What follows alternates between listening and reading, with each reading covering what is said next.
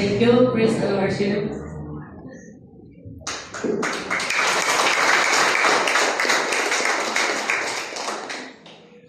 Na-bless po tayo? Na-bless po tayong lahat? Sige po. Tingnan natin yung mga katabi natin kung na-bless sila lahat sa ating pagkaabitan ng praise the worship. Kamatayin po natin sila para ano.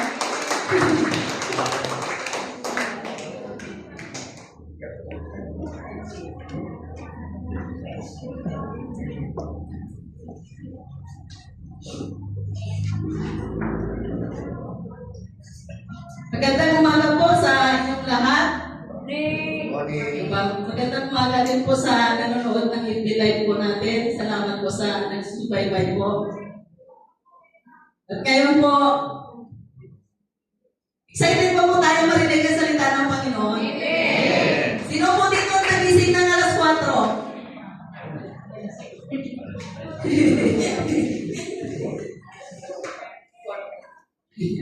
Diba? Excited po tayo pag araw ng linggo. Hindi lang po araw ng linggo. Diba po? Araw-araw, excited po tayo sa salita ng Panginoon. Sige po, palapakan natin Panginoon, ang malakas na malakas.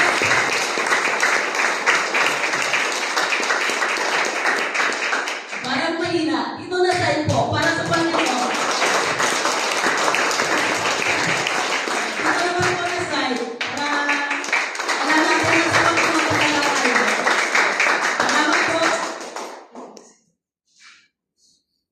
Ang ating topic ngayon ay higit pang pagsisikapan na mag-ipanghelyo sa pag-aabot sa ating mahal sa buhay. Diba?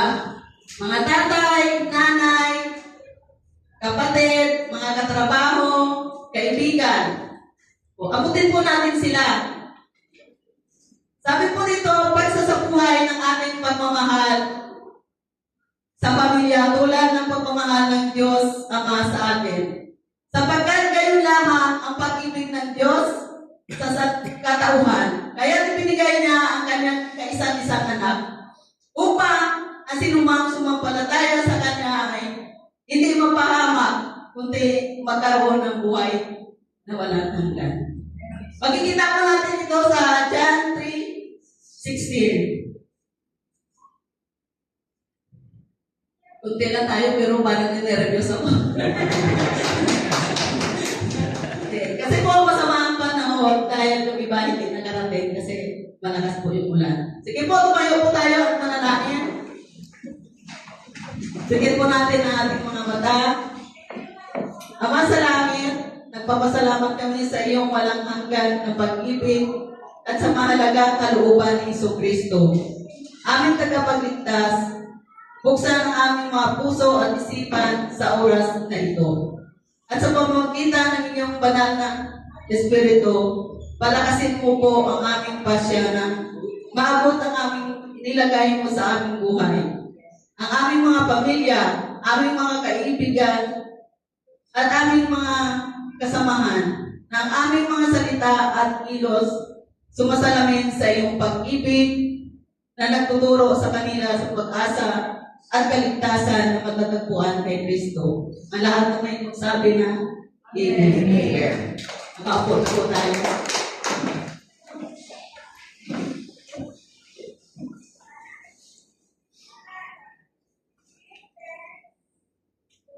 Nabasa at narinig natin ito sa Marcos chapter 16 verse 15. Umayo ka sa buong mundo at ipangaral ang iyong mabuting balita sa lahat ng nilalang. Ngunit gaano kadalas natin isinasalin ang mga salitang iyon sa pagkilos o ating gawa.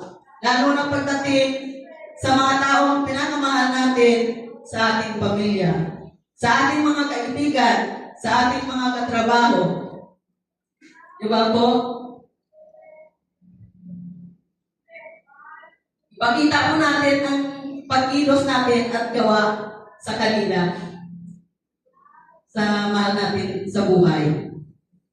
Ang panimula na ito ay nakatuon sa pagmamadali at personal na kaalaman na pag-ibig ng Ebanghelyo na nagbibigay din sa ating responsibilidad na ibahagi ang Ebanghelyo sa ating mga mahal sa buhay. Na pinalakas ng pag-ibig ng Diyos at ang katotohanan na kawalang hanggan. Di ba tayo mga kapatid? Ipakita natin sa mahal natin sa buhay kung paano natin sila sira ng salita ng Panginoon. Nangangailangan ito ng ating pusa at sadyain maging mahapagin at pagkilos na pinangungunahan ng Espiritu. Nagpalaala sa atin na gagamitin ng Diyos ang ating katapatan upang tapuhin ang mga buhay at kawalang hanggan. Ginagawa ang lahat ng pagsisikap na ibahagi ang pag-ibig ni Kristo sa mga pinakamalapit sa atin bilang isang mahalagang bahagi ng ating Kristiyanong paglalakad. Tayo ang asin at ilaw. Makikita ito sa gawa at kilos ang larawan ng Panginoong Hesus sa buhay natin. Diba po? Di ba binago tayo ng Panginoon? Kung magsishare tayo sa buhay natin, kung hindi tayo nagbabago, makita sa atin na ganun pa rin yung ugali natin. Paano natin sila masira? Tama po ba? Amen. Dapat makita po sa atin na tayo ang asin, tayo ang ilaw. Diba? Kung sinasabi natin na ilaw tayo, pero hindi tayo umalis doon sa dating nating gawin. Ano po? Kapag kasi nag-devotion po kami, sabi ng isang kapatiran, Kristo tayo sa loob ng church. Pagdating natin, inuuban natin, wala na si Kristo sa buhay natin. Dapat sa buhay pa rin natin. Di ba po? Amen. Pinuputik-tikal, pwede mo pa rin buhay.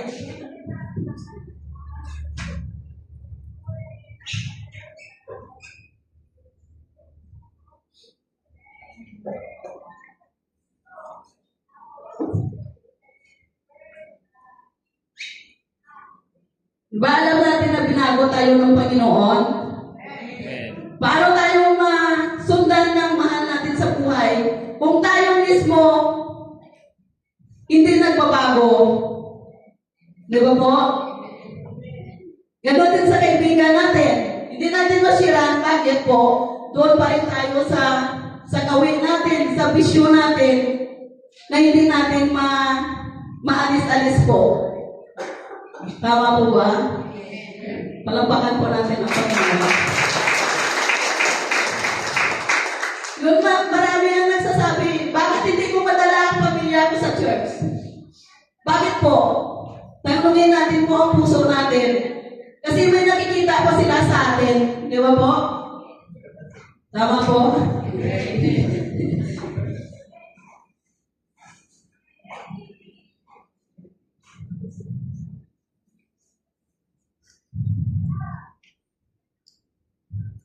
Mahal kong mga kapatid, nagtipon-tipon tayo ngayon para pag-usapan ang isang bagay na maaaring maging napakahirap para sa marami sa atin. Ang Ebanghelyo sa ating mga mahal sa buhay. Mahal na mahal natin ang ating mga pamilya. Ngunit sa pagdating sa pagbabahagi ng Ebanghelyo, madalas tayong nagtitimpi. Ibig sabihin ng nagtitimpi, ayaw magsalita. Pinipigilan natin magsalita sa kanila. Ibig na i-share natin, hindi natin ma-share kasi pinipigilan natin na mag-share sa kanila po. Kasi nahihiya tayo sa kanila. Nag-aalangan. Ibig sabihin, nag-aalangan tayo. Kasi parang inaano mo na, parang hindi mo kasama ang Panginoon sa buhay mo. Diba? Pag nagsishare tayo, may salita ng Panginoon, kailangan kasama natin ang Panginoon. Sabi niya ng lead singer natin kanina, manalangin po tayo para pag nagsishare tayo ng salita ng Panginoon, hindi po tayo natatakot. Amen po ba? Natatakaw tayo, natanggihan, di ba? Marami nangyayari sa atin pag nagsishare tayo, nagtatago pa nga ako eh.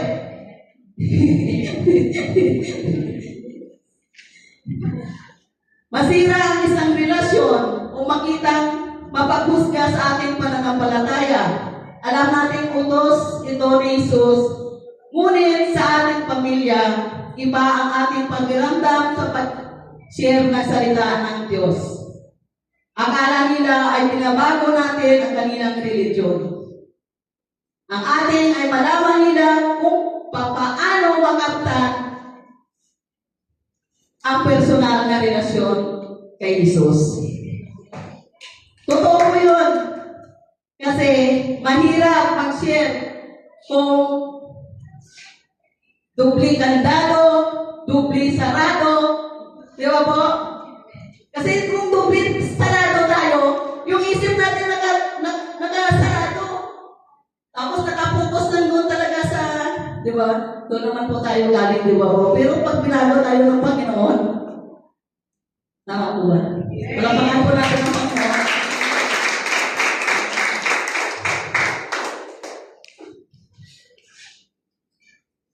Sa buhay natin, singsos lang ang daan. Ako, para magkaroon po tayo ng relasyon. Pag wala tayong relasyon sa Panginoon, ano po ang nararamdaman natin? Kasi pag may problema na tayo sabi ng isang kapatid natin kanina, nasa testimony, pag wala kang kasamang Diyos sa puso mo, ibig sabihin, parang wala kang katuwang, di ba po? Tawa po ka, sister. Kasi yung ni sister kanina, testimony. Ang katotohanan ay ang pag-ipanghilyo sa ating mga mahal sa buhay at pareho natin pinakamahirap at pinakamahalagang larangan ng misyon. Isipin mo ang taong pinagaling ni Jesus mula sa isang upo ng demonyo. Makikita po natin ito sa Marcos chapter 5, verse 19 to 20. Pagkatapos ng kanyang mahimalang pagpabalaya, nag-iusap siya, sundan si Jesus, ngunit pinawis siya ni Jesus na may isang tiyak na utos. Umuwi ka sa iyong sariling mga kababayan at sabihin sa kanila kung gaano kalaki ang ginawa ng Panginoon para sa iyo. Ako?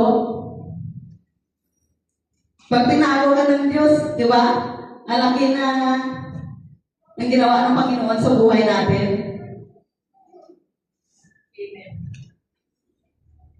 At kung paano siya naawa sa iyo, ang ating sariling mga tahanan ay ating simbahan, ang unang lugar na tinawag tayo upang magpatotoo. Di ba? Pag araw ng linggo, may testimony tayo, patutoo tayo yung mga nangyari sa buhay natin.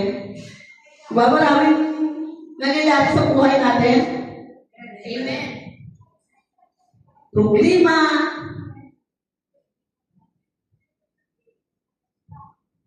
Ano po? Marami po. Pag wala tayo sa Panginoon, lupay-pay tayo. Kasi wala tayo sa Panginoon Amen po ba? Kaya, bakit kailangan natin gumawa ng higit na pagsisikap kasama ang ating mga mahal sa buhay?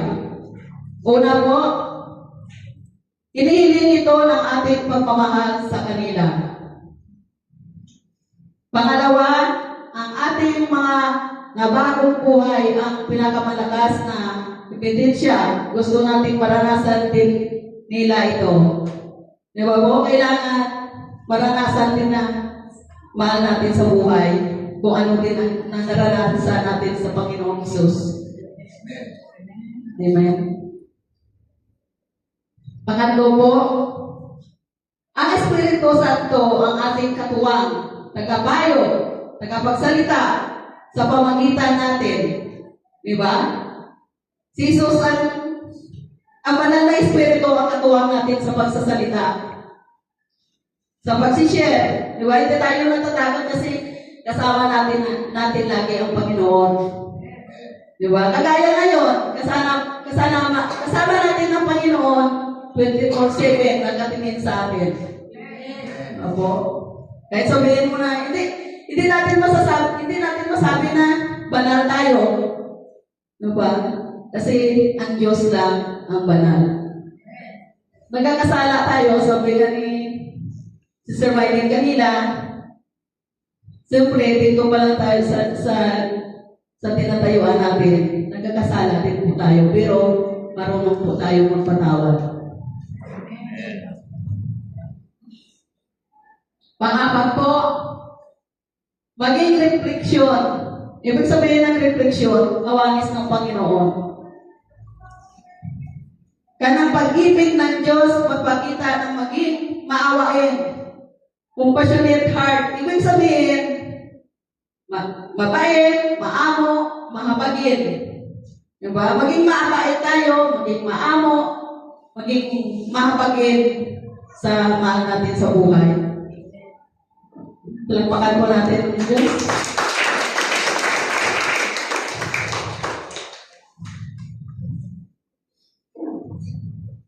Diyan po ba tayo? Saglit lang po yung preaching ko, siguro mga 10-18 pala. Mga 20 minutes po. Panglima po, magdoon sa tawag ng Diyos na gumawa ng mga disipulo ang dakilang komisyon. Great Commission, mag-i-evangelize at tumayo at ipinakita ang salita ng Panginoon. Diba po? Ano sabi dito? Great Commission, mag-evangelize, kailangan natin humayo po. Amen. Ano po?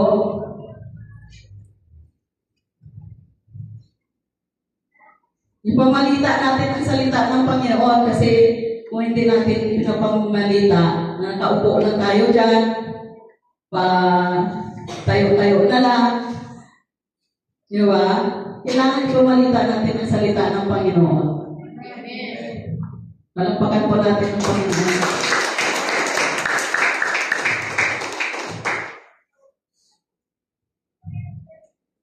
Una po, ang ating pagmamahal sa kanila ay ipinagkaloob ng Diyos. Gusto natin kung ano pinakamahusay para sa mga mahal natin sa buhay. Nais natin maging malusog, masaya, at ligtas sila. Hindi lang po yun.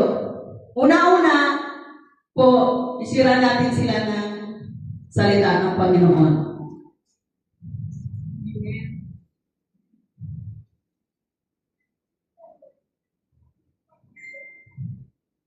Gayon pa man, nagmamalasakit pa tayo sa kanilang espiritual na kanan na may palihong katindihan.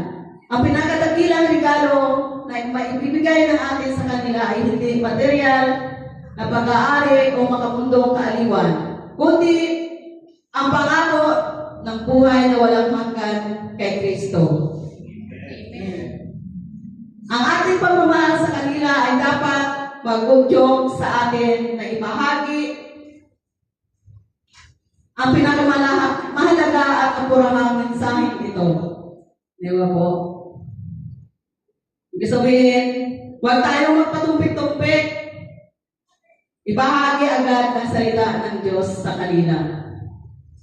Di ba po?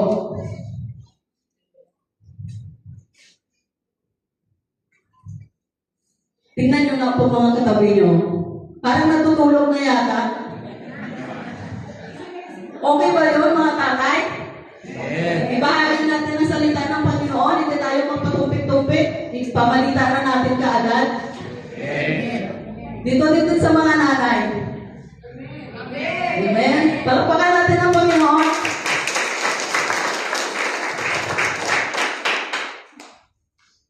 Pangalawang bahagi,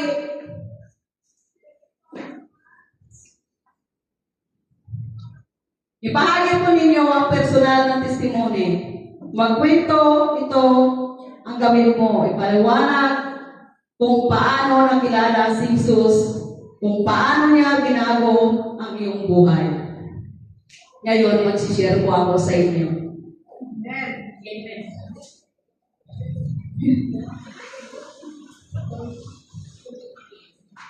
Dati po, hindi po ako makapagsalita. Umano lang po itong kilay ko, tumataas-taas. Pag tinanong ako ng pastor, sabi niya, Mr. Jim, ikaw naman magbasa. Hindi ko makita-kita. Kasi wala ako sa isip ko eh.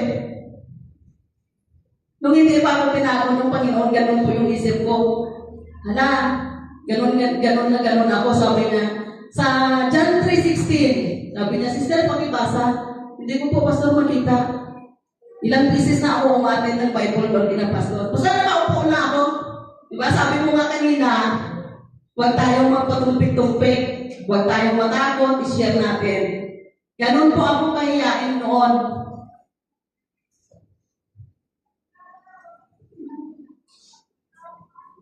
Nakatingin na po ako. Kasama sa Ate Ros, alam na Ate Ros yan, hindi ako nagsasalita. Pero, yung ginagawa ko ng Panginoon, naging madaldal na po ako. Ito ngayon, dito na po ako sa harap nito. Pag tinago tayo ng Panginoon, walang imposible po. Kahit saan ka magtago, pag tinawag ka ng Panginoon.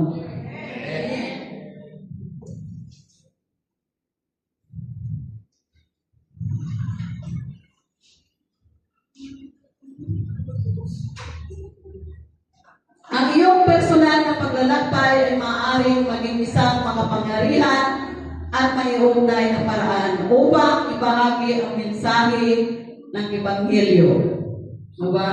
Makilala ko ang tunay na Jesus noong napatira ako kay Pastor Val at kay Ate Bibi. Umaatin po ako ng mga Bible study.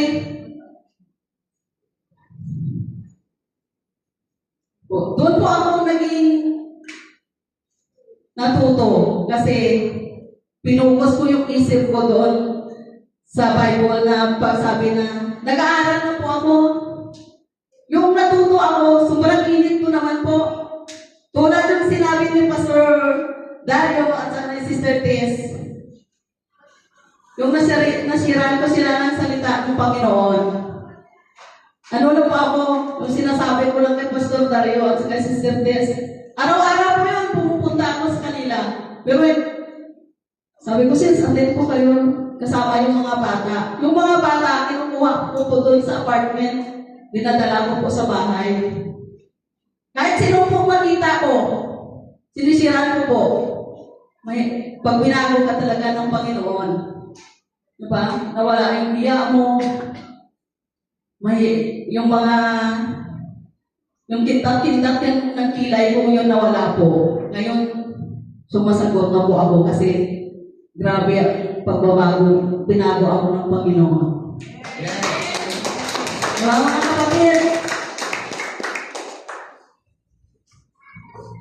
sa mga balang araw, kayo na din po dito ang magsasalita. Amen. Di ba po?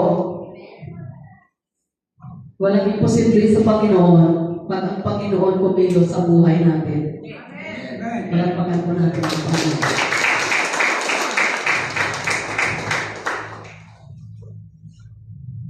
Pangatlo po, maghanda ng ipaliwanag ang pag-asa na alam mo ang sabihin, maging handa ang paliwanag dahil yung pag-asa kay Kristo ng may kinahunan at paggalang.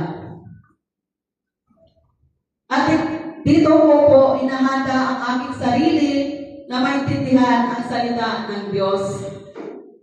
Po, kailangan ihanda natin ang sarili natin para maintindihan natin ng maigi ang salita ng Panginoon.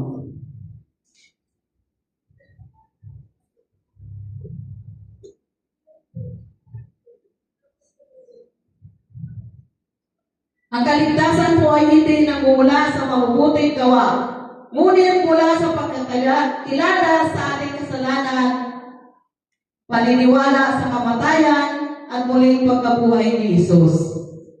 At pagtitiwala sa Kanya lamang, mananampalataya at papasukin si Jesus sa Kanyang puso bilang Panginoon at tagapagligtas.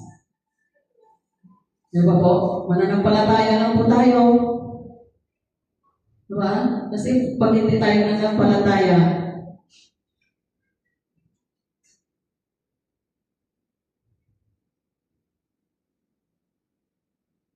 diba po? Kasi pag nananampalataya tayo at kasama na natin ang Diyos,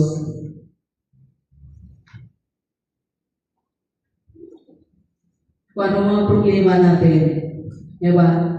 Yung Diyos ang kasama, ang Panginoon ang kasama natin. Amen. Diba? Sa tingin nyo kaya kung hindi tayo nananampalataya sa Kanya, andito ba tayo? Wala.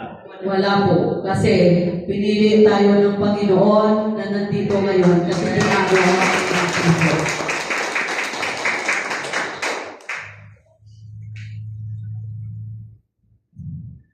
Malapit na po ako ng konklusyon.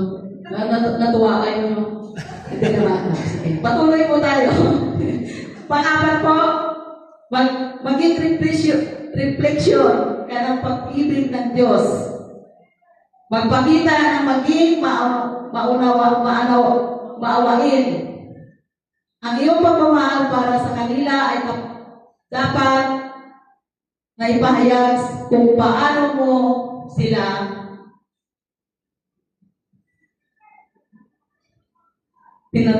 trato at minahal. Dapat mag-alok ng kaginhawahan. Kung paano inaalayo tayo ng Diyos, maaaliw din natin ang iba. Lalo na kapag sila ay nasa problema. Diba? I-share natin ang salita ng Diyos para magkaroon ng peace of mind. Diba? I-share natin ang salita ng Panginoon sa kanila, lalo na pag may problema. Amen.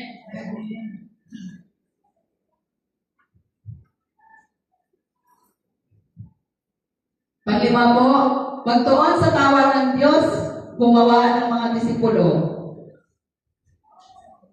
Ang dakilang komisyon, Great Commission, alalahanin ang panawagan na umayo at gumawa ng mga alagad sa lahat ng bansa na kinabilangan ng ating sariling pamilya at komunidad. Kasama natin ang Diyos. Kasama natin ang Diyos sa ating paghayo. Di ba po, Brother Jonathan? Kasama po natin ang Panginoon sa paghahayo, di ba po? Lahat po yun, kung ano po yung ating mga gagawin, kasama natin ang Diyos sa ating buhay, di ba? Pag-share natin, kasama natin ang Panginoon. Kasi pag hindi natin kasama yun, diba? Para hindi tayo makapagsalita.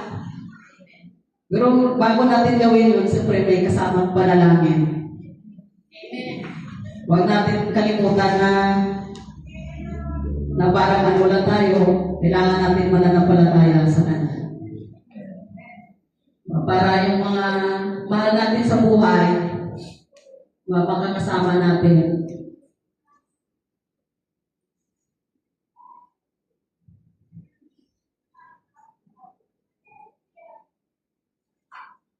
Maging aliw sa pangako na si Jesus ay laging kasama mo habang isinasagawa mo ang misyong ito. Kasama pa rin natin ang Diyos habang tayo nagmimisyon, kasama natin ang Panginoon. Sabi ko nga, 30 minutes ng preaching ko. Ngayon, sa konklusyon na po tayo. Palakpakan natin po ang Panginoon.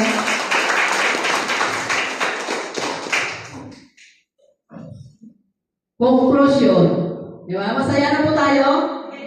At sabi nga kanina ng lead singer natin, i-focus natin ang isip natin at saka puso sa pakikinig ng salita ng Panginoon. Amen.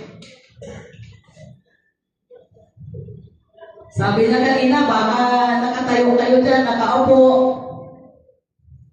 Ang iniisip nyo, ulam. Paano kaya yung anak ko doon naiwan? Opo. Pag dito tayo, sa Diyos po ang focus natin. At saka sa salita ng Panginoon. Para pag-uwi natin mamaya, ma-share po natin sa mahal sa buhay. Diba? Ma-share natin doon sa mga kaibigan natin.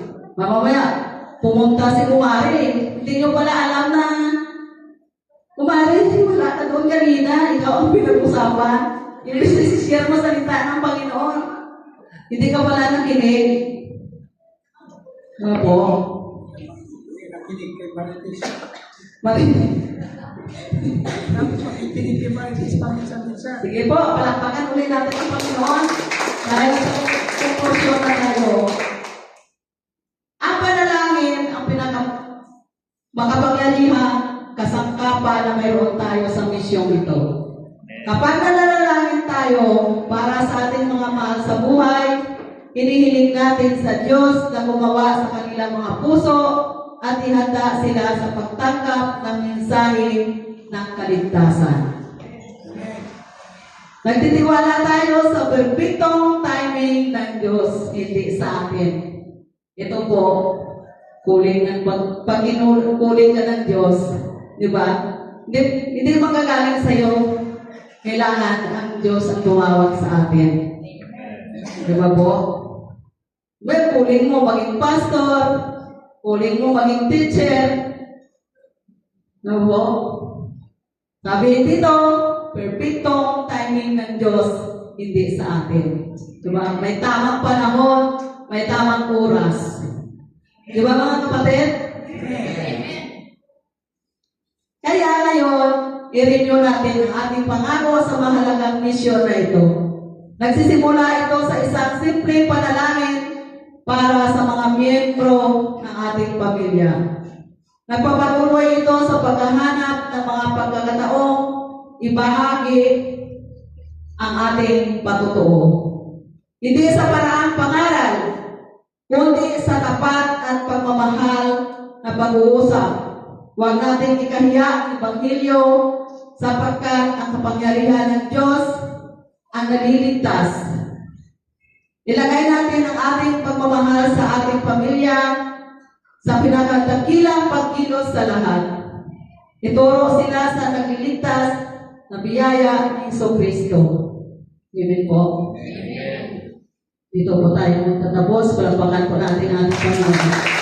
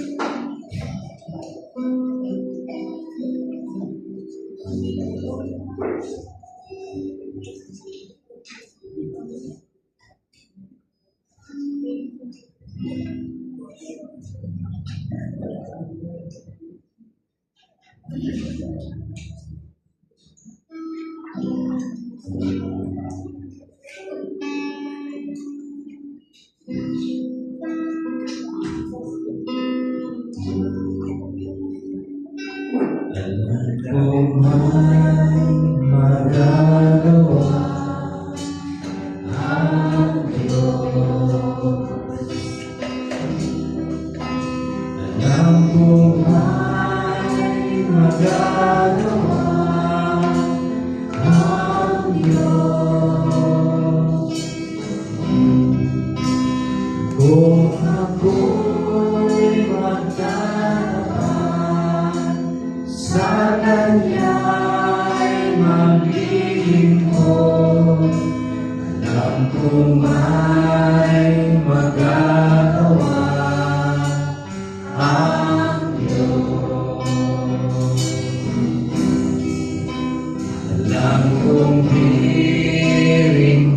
ng Diyos ang samo ko. Alam kong hiringgin ng Diyos ang samo ko. Kung ako'y magdadapa sa Kanya'y maglilingkod, alam kong hiringgin ng Diyos ang samo ko. Alam kong may magagawa ang Diyos. Alam kong may magagawa ang Diyos.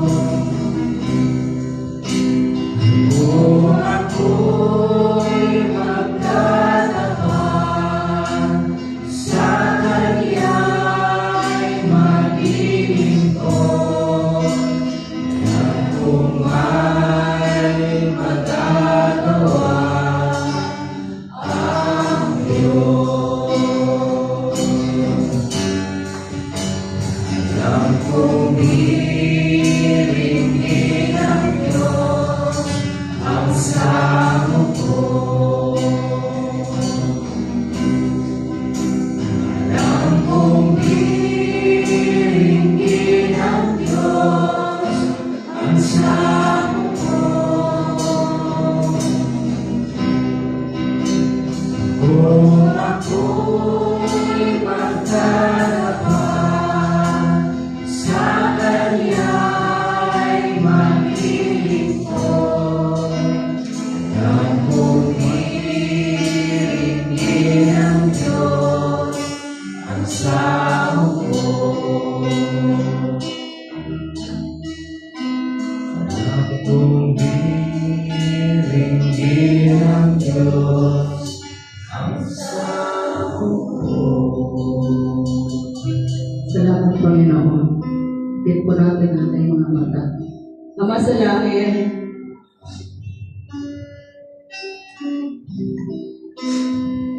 nagpapasalamat kami sa iyong salita. At sa pangangailangan ng pag-aali sa harap namin. Ibuhos mo sa amin ang iyong espiritu.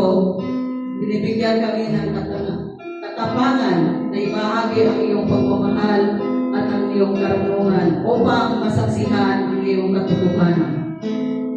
Sa aming mga pamilya at kaibigan, buksan ang kanilang mga puso at isipan sa iyong nagliligtas na biyaya. Naway kami ang iyong mga kusang magagawa ay umayo ng buong tapang upang ibahagi ang mabuting balita ng kaligtasan na sumasalamin sa iyong buhay, kaluwalhatian sa lahat ng aming ginhawa. Sa pangalan ni Jesus, kami ay magsabi ng Amen.